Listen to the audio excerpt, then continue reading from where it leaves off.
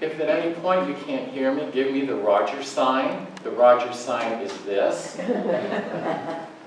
Just one of them. Just guess. Thank you. I also just had a panic attack because I was looking for my reading glasses. They're here in my shirt. Usually they're on my head. Before I move into what I'm going to share with you, and Roger also has some words to share, I read a study yesterday published by Harvard. And in the study, very preliminary results, but nonetheless some encouraging results, that 15 minutes of mindful meditation a day actually increases the size of the frontal lobe and preserves gray matter.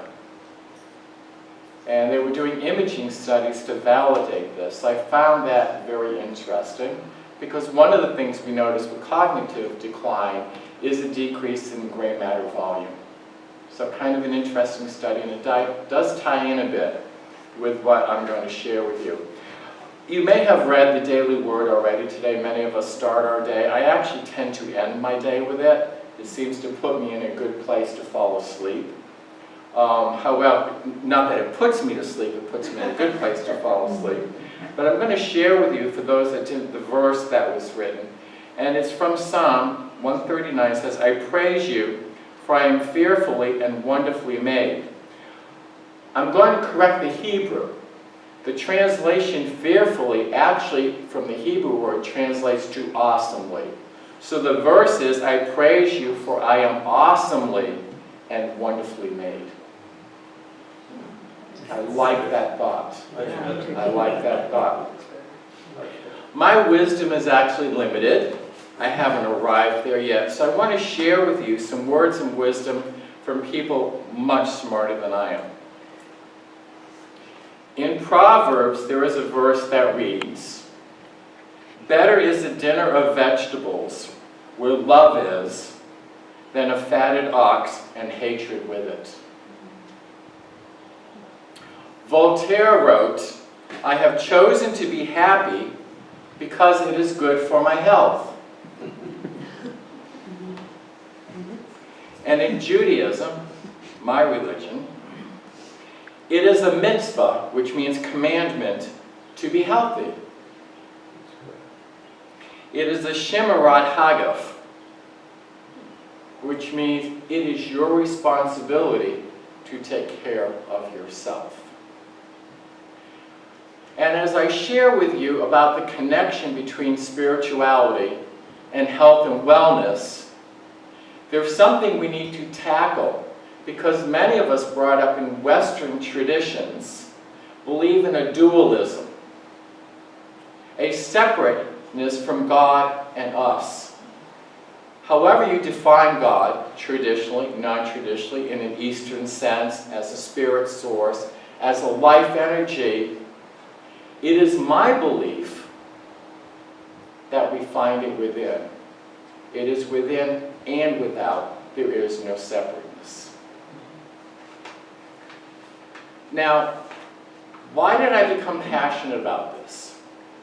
So let me share briefly with you why. Many years ago as a nurse, as a young nurse, and Mimi shared with you how many years of nursing Roger and I have collectively, and I believe the number was close to 90. Thank you, Mimi. Thank you, Mimi. Although I did give you that information. I was very much caught up in the technology of nursing. I loved working in critical care. I loved the monitors, the beepings, the lines, inserting the catheters. I loved it. I found it exciting. After a bit of time, I became very discontent with what I was doing. It seemed to me I reached a point where I was treating machinery and equipment, and we have nurses in the audience here who understand this, and I wasn't treating the patient or client. I also was starting to realize that I was a very small part of what it took for someone to become better or to die peacefully. What I found was as equally important to any medication I might administer any intervention I might initiate was a loved one sitting at the bedside holding someone's hand. I was a rule breaker. Those of you who know me well, I'm sure that doesn't surprise you. I was constantly breaking the rules about visiting hours. What right did I have to tell someone they could not sit with their loved one as they were suffering or in pain, or perhaps passing on to what I believe is another way of being dimension or uniting with the God source? I also noticed that when I took the time to give a back massage to my patient, and that's the other reason I like the ICU. You have 1 or 2 patients, I have the time, to give a back massage, to rub their feet, to put on soft music, to talk gently to them. Sometimes as I'm giving them their bed bath, to pray. And I pray silently, and the reason I pray silently, it makes me better able to hear. They seem to do better. I could watch the monitor, watch a heart rate stabilize, watch a blood pressure be better controlled. I could notice that they needed less pain medication. They woke up less during the night. I said, there's something more I need to learn about being a nurse. That got me interested in holistic nursing. So I joined the American Holistic Nursing Association. Years later, I did my board certification in advanced holistic nursing. When I got my doctorate in nursing practice, I did my research on the use of mindful meditation in hospital environments and how it could improve not just leadership of nursing, but could create, and this is very difficult, a healing environment within a hospital or clinical setting. This summer we're going to be offering a series on wellness. The first one, June 9th, was on mindful eating. Then there's going to be one on stress management, another on death and dying. Roger's going to be doing that with Anne, a member of our congregation who also is actually certified in palliative care and hospice nursing. And several people, Marie included, have a passion for hospice nursing. And then Nancy Necco, who's in the front row, her and I are going to be working on a pain management seminar, and Nancy has an expertise in a technique called tapping.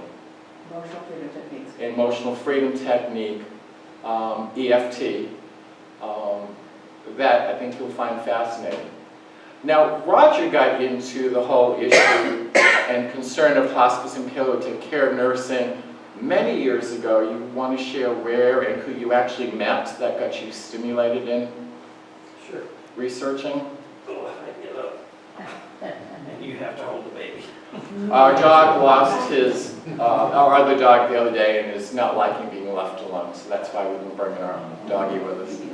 I need to come up here. You've got a loud voice, I have a loud and you'll be brief. I've been nursing now 53 years, and I've come a long way. When I first started, it was in the military. I got drafted during the Vietnam War, and ended up being a hospital foreman, ended up in the 1st Marine Division in Vietnam. So in that year that I was there, I had to learn to deal with a lot of death and dying. And when I got out, I decided that nursing was for me, and I went to nursing college. Several years later, I was working as an evening supervisor at a hospital called Methodist Hospital, the old Brewster Institution in Jacksonville, Florida. And we had a chaplain named Ron Mudd, who was a Methodist minister. And Ron was interested in training the clergy on how to handle death and dying and to work with patients in hospitals. So he started a program at Methodist where he trained the clergy, which was everything from rabbis, priests, nuns, we had everybody. And I was the evening supervisor, and as many of you probably know, when a patient passes in the hospital, it's the nursing supervisor's job to go and make sure the paperwork is filled out correctly and to work with the family, call the funeral home, the whole bit. So he thought that I would be good, as a good teacher, to have the clergy follow me around in the hospital, which was an eye-opening experience for all of them, I can assure you. And I learned a lot. And then one day, Reverend Mudd called me and he said, there's an unusual person coming to town that I think you would be fascinated to meet. She's a doctor, she's from Chicago, and her name is Dr. Elizabeth Kubler-Ross. And Elizabeth has written a very interesting book called On Death and Dying. I want you to read it and I want you to meet her. And I did. And we became quite good friends. And I learned a lot from her. And to explain what Elizabeth discovered was, as a physician, she started noticing that patients at Cook County Hospital in Chicago, which is one of the nation's largest, patients who passed came back, many of them. And she started talking to the patients and finding out what their experience was. And to her discovery was that she found that like 8 out of every 10 patients told her the same story. She's the one that exposed the world to the term walking into the light, because that's what she kept hearing from the patients. So that was an eye-opener for me. So that's how I started, and I ended my career in the last 14 years with hospice and palliative care in Florida, both in Key West and in Sarasota. So it's a passion of mine. Back in 1980, I was on the board of directors and founded the first hospice in Georgia, which was Hospice of Atlanta, and which still exists. And so that's my background, and when it gets around to me, I don't, what month is it I'm speaking? Because of Ian's schedule, I believe it's August. In August. Date to be determined. When it is. We'll be talking about death and dying. Everybody's different views on how you feel about dying, whether you're happy about it, whether you're unhappy about it, and you will discover that there are both sides of the story everywhere. And we'll also discuss various religious views of dying and culture. We'll talk about everything from what Hungarian gypsies believe about death, about Jewish people, what we believe about death, which I know some people here in this chapel had a friend who recently passed who was Jewish, and it was quite an eye-opener, wasn't it? Yes. Because Yes. a lot of Christians But don't. very meaningful too. Yeah, it's very meaningful. A new experience for me, but Yeah. deeply touching. It's deeply special. We Jews have an unusual beliefs about dying and what our responsibilities are and what you should do. And, I don't know if you all know of them, but we believe that the body should be in the ground before sundown, for one thing. But we'll discuss those. We'll discuss different cultural views and stuff. And I think it's an eye-opener, and people will find it very interesting. And Ian, of course, has some great knowledge about this, and Roger, I call him a storyteller for obvious reasons. So death and dying is a wellness issue. It is a wellness issue. The interest in health and spirituality over the past 2 decades has generated numerous definitions of spirituality in nursing literature. It can feel that trying to define spirituality and its link to health is like trying to lasso the wind. Healthcare literature in general provides no single agreed-upon definition of spirituality. Indeed, no agreed-upon definition of health. However, broad elements of spirituality are found in the concepts of unity, essence of being, animating force, life principle, health continuum, and the ethical commitments such as service to others. In nursing, there is general agreement in a force or power greater than oneself, and that this force is manifest in each of us.